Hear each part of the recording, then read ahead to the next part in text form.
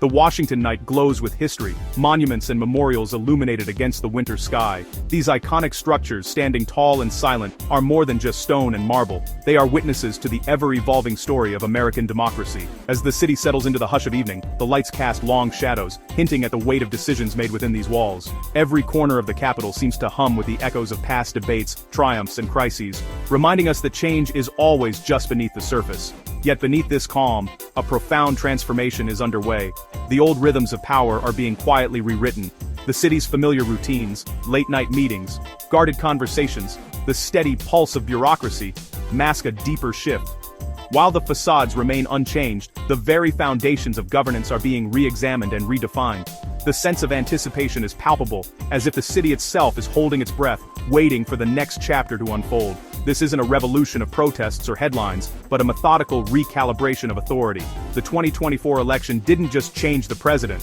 It triggered a fundamental shift in how power is distributed across the federal government. The transition is less about dramatic gestures, and more about the slow, deliberate rebalancing of influence. New faces arrive, old alliances are tested, and the machinery of state begins to turn in unfamiliar ways. The impact of these changes will ripple outward, affecting not just Washington, but the entire nation. With Trump's return and a Republican Congress, Washington's machinery is moving in a new direction. Outwardly, the transition looked traditional, smooth, even routine. The ceremonies, the handshakes, the carefully choreographed rituals all suggested continuity. But beneath the surface, a new agenda is taking shape, one that seeks to redefine the balance of power between branches of government, and between the federal government and the states. The stakes are high, and the consequences will be felt for years to come. But behind closed doors, deeper changes are unfolding. Legal opinions, agency meetings, and strategic information releases are quietly reshaping the system. Policy memos circulate. Legal teams debate interpretations, and new directives are drafted with precision. The real work of transformation happens away from the cameras, in the quiet corners of government offices, where the future is being written line by line. These are the moments that rarely make headlines, but they are the ones that matter most. The goal isn't just new policies, but a lasting transformation of the institutional landscape. These changes are subtle, often invisible, but their impact will be far-reaching. The architecture of government is being reimagined, with new priorities and new power structures emerging. Agencies are being reoriented, roles are being redefined, and the very language of governance is shifting. What may seem like minor adjustments today could, in time, reshape the nation's trajectory. To understand this moment, we must look past headlines to the procedural shifts and legal reinterpretations redefining government relationships. The question isn't if power is shifting, it's how, and to what end. The answers lie in the details, in the footnotes of legal briefs, in the nuances of agency directives, and in the evolving relationships between lawmakers, judges, and administrators. Only by examining these subtleties can we grasp the true scope of what is unfolding. This is the story of that quiet, momentous transformation at the heart of the nation's capital. As dawn breaks over Washington, a new era begins, one defined not by spectacle, but by the steady, determined reshaping of American governance. The coming chapters will reveal how these changes take root, and what they will mean for the country's future. Washington's layout is a map of power: White House, Capitol, Supreme Court, and the imposing buildings of the federal bureaucracy. For decades, these institutions have operated with their own cultures and autonomy. Now, with a Republican trifecta, the relationship between elected leaders and the permanent state is being tested. The administration sees its victory as a mandate to exert greater control over government machinery. This isn't just about filling top jobs, it's about challenging the autonomy of the administrative state. Executive orders bypass gridlock, and appointments place loyalists in key roles. Outsiders like Elon Musk are brought in to disrupt and overhaul bureaucracy. Career civil servants, once independent, now face a new, uncertain landscape. The real architecture of power, relationships and norms, is undergoing its most significant renovation in a generation.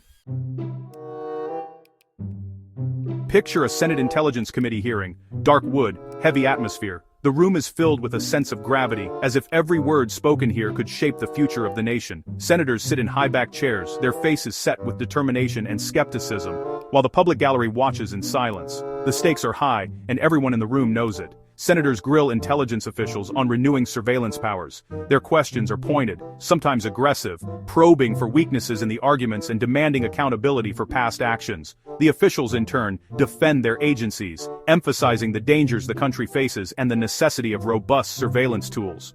The debate sounds technical, but it's really about the limits of state power. Beneath the surface, it's a struggle over who gets to decide how far the government can reach into private lives, and under what circumstances. The language may be legalistic, but the implications are deeply personal for millions of Americans. The hearing is a stage for expanding government authority. Each statement, each question, is carefully crafted to sway opinion and set the groundwork for future policy. The process is as much about performance as it is about substance. Majority senators focus on new threats and the need for updated tools. They cite recent events, emerging technologies, and evolving tactics of foreign adversaries. Their message is clear: the world is changing, and the law must keep pace. Testimony paints a world where old laws can't keep up. Witnesses describe sophisticated cyber attacks, encrypted communications, and adversaries who exploit every legal loophole. The sense of urgency is palpable. The administration pushes for a broader reading of surveillance authority, adapting old laws to new realities. They argue that flexibility is essential, that rigid statutes can't anticipate every threat, and that interpretation is the only way to stay ahead. By reinterpreting legal terms, they expand power without new legislation. This approach allows for rapid adaptation, but it also raises concerns about oversight and accountability. Critics worry that such flexibility erodes the checks and balances designed to protect civil liberties. The hearing creates a public record, justifying these changes and lending them legitimacy. Cameras capture every exchange, and transcripts will be pored over by journalists, lawyers, and historians. The official record becomes a tool for both transparency and persuasion. It's a subtle but powerful way to shift authority, less about new laws, more about new interpretations. The real action happens in the margins, in the way language is bent and precedent is set. The real battle is fought in legal nuance, not public debate. Lawyers and advisors parse every word, searching for openings and vulnerabilities, knowing that a single phrase can tip the balance of power. Here, new powers are forged, largely outside the public eye. While the public sees only the surface, the true impact of these hearings will ripple out for years, quietly shaping the boundaries of government authority and individual freedom. Legal reinterpretation isn't limited to national security, it's quietly reshaping policy across nearly every corner of government. Today, the boundaries of law and authority are more fluid than ever, as leaders use creative legal strategies to advance their agendas. This evolution is changing how laws are enforced, challenged, and even rewritten, often without the public fully realizing the scope of these changes. The Affordable Care Act, or ACA, stands as a prime example of this new era.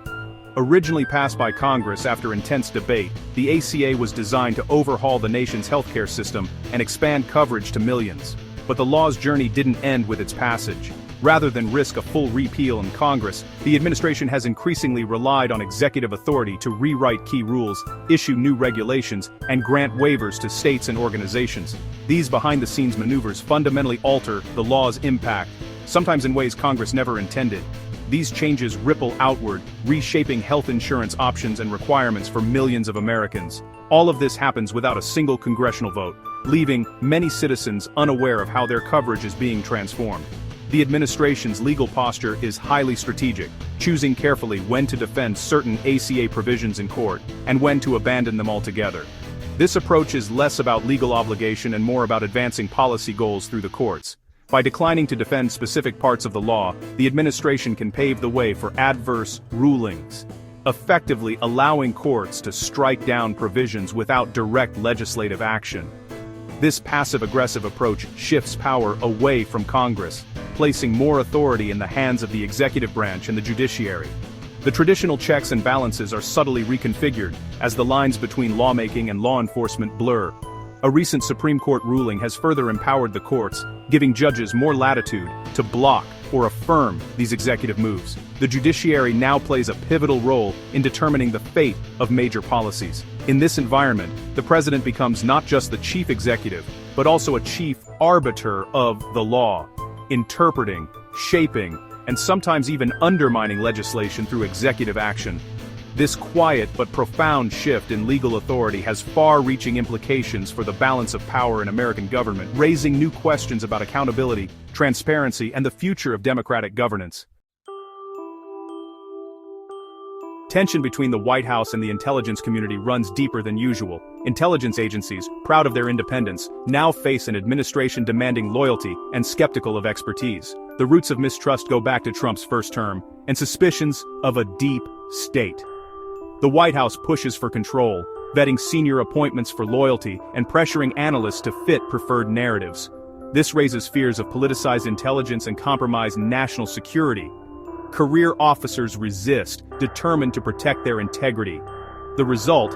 A quiet standoff over who controls the nation's most sensitive information. Intelligence agencies aren't passive, they have their own interests and missions. This struggle is a defining, if little understood, aspect of the current power shift.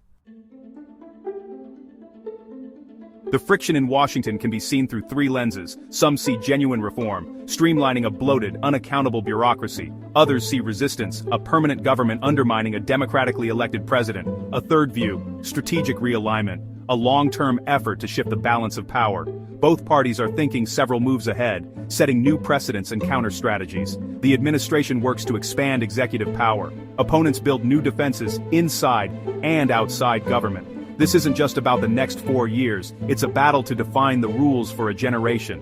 Understanding the motives means considering reform, resistance, and realignment together. The stakes are nothing less than the future shape of American governance. In today's Washington, information is a weapon. The strategic release of government archives and declassified documents isn't about transparency, it's about shaping narratives and applying pressure. Selective declassification can embarrass rivals, fuel deep state claims, and rewrite history. Congress, too, uses investigations and selective releases to control the story. Competing information ecosystems emerge, each with its own version of the truth. The result: confusion, eroded trust, and institutions weaponized for partisan gain. The battle for narrative control is now central to the political war. In this environment, the line between fact and fiction blurs, and public perception becomes the ultimate battleground. Every presidential action, legal opinion, and court ruling sets a precedent, shaping power for generations. The current shift is a battle over precedent itself. Even symbolic acts like a traditional transition meeting serve strategic purposes. The administration pushes for broader executive powers, creating new baselines for future presidents. Each court-upheld interpretation strengthens the executive at Congress's expense. This gradual accumulation of power can fundamentally rebalance the system. The precedent set now will define the structure of American democracy for decades. The fight is not just over today's policies, but the very architecture of government. Are we facing a constitutional crisis, or a turbulent recalibration of democracy? The expansion of executive power, politicization of intelligence, and weaponization of information all test our institutions. Yet American democracy has always evolved through conflict and adaptation.